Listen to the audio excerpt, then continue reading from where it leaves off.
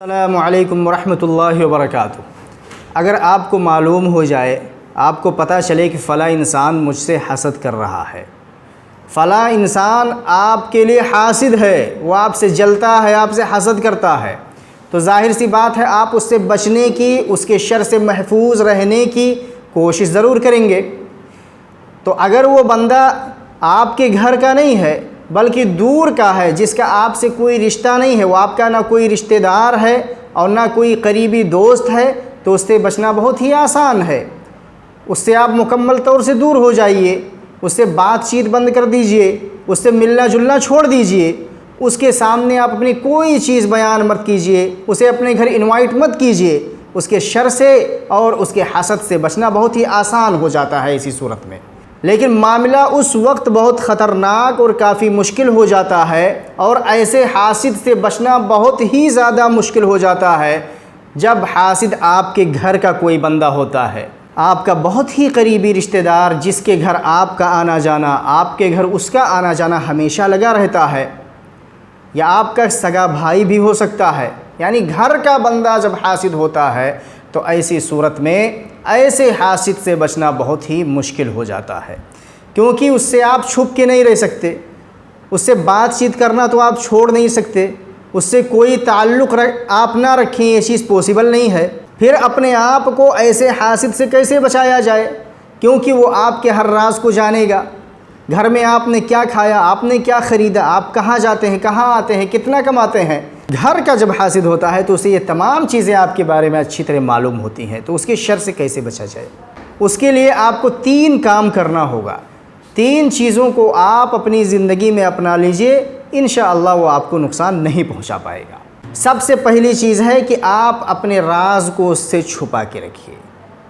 آپ کی زندگی کی جتنی بھی سیکرٹ چیزیں ہیں، جتنی بھی کامیابی کی چیزیں ہیں، جو کچھ بڑا کام آپ کرنے والے ہو، کوئی اچھی چیز آپ خریدنے والے ہو، یا کہیں پہ آپ کسی خاص بڑے مقصد سے آپ کے سفر کا ارادہ ہے، آپ اپنی بیوی کے لیے یا بچوں کے لیے کوئی خاص چیز دلانے والے ہو، آپ سب اپنی فیملی کو شاپنگ کرنے کے لیے لے جا رہے ہو، کسی بھی چیز کی کوئی ڈیٹیل یا تفصیل ایسے انسان کو مت دیں، اگرچہ وہ آپ کا گھر کا ہی کیوں نہ ہو۔ اس کے ساتھ اخلاق سے پیش آئیں، مسکرا کر بات کریں، سلام کرنے میں اس سے پہل کریں، آپ اس سے دشمنی بالکل نہ کریں، لیکن محض اس لیے آپ اس سے یہ تمام چیزیں چھپائیں تاکہ آپ اس کے شر سے محفوظ رہ سکیں۔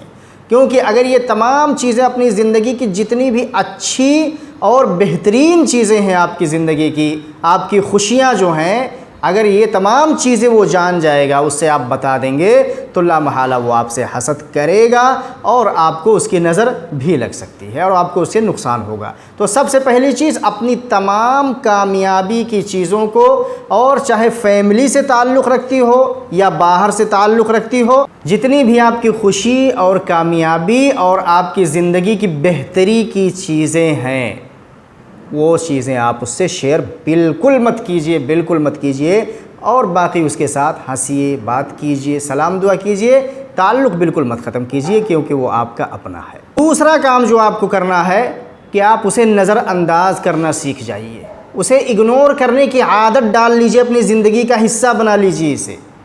کیونکہ حاسد کی ایک پریشانی، ایک پرابلم یہ بھی ہوتی ہے کہ جب آپ اس سے تمام چیزیں چھپا کے رکھتے ہیں، اسے کسی چیز کی جانکاری، معلومات نہیں ہوتی ہے، تو وہ قرید کے اس بات کو پوچھنا چاہتا ہے۔ آپ کہاں جا رہے ہو؟ آپ نے کوئی گاڑی خریدی نا، کتنے کا لیا ہے آپ نے؟ یہ پیسہ کہاں سے ملا آپ کو؟ آپ نہیں بتائیں گے، دوسروں سے پوچھے گا۔ سب سے پہلے تو وہ آپ ہی سے، کیونکہ وہ آپ کا قریبی ہے، آپ کا اپنا بن کر آپ سے پوچھنے کی کوشش کرے گا۔ آپ نے کتنی سیونگ کر رکھی ہے؟ آپ اپنی بیوی کو کیا چیز دلا رہے ہو؟ کیا گفٹ آپ نے دیا ہے؟ اور یہ عورتوں میں بھی بہت زیادہ کثرت سے چیزیں پائی جاتی ہیں۔ تو جب بھی وہ آپ کے اندر گھسنے کی کوشش کرے، آپ کے بیوی کے معاملے میں، آپ کے معاملے میں، بچوں کے معاملے میں، آپ کے پیسے کے بارے میں پوچھنا شروع کر دے، تو آپ اس کو غلط جواب بالکل مت دیجیے، اس کے اوپر غصہ مت کیجیے، بلکہ اسے اچھے انداز میں اگنور کر دیجیے، اس کا کوئی جواب مت دیجیے۔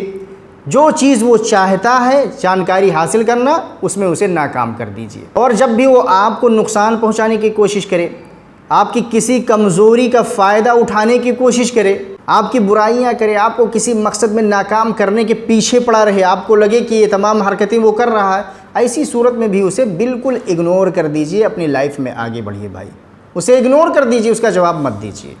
اسے ایسا لگے کہ آپ کو کچھ پتہ ہی نہیں ہے، اس کے بارے میں آپ کو کوئی معلومات نہیں ہے۔ تو یہ دوسرا حل ہے۔ تیسرا کام جو آپ کو اپنی زندگی کا حصہ بنانا ہے وہ یہ ہے کہ اس کے سامنے جو آپ کا اپنا سگا آپ سے حسد کرتا ہے، اس کے سامنے اپنی کوئی کامیابی بیان کر کے کبھی فخر مت کرنا۔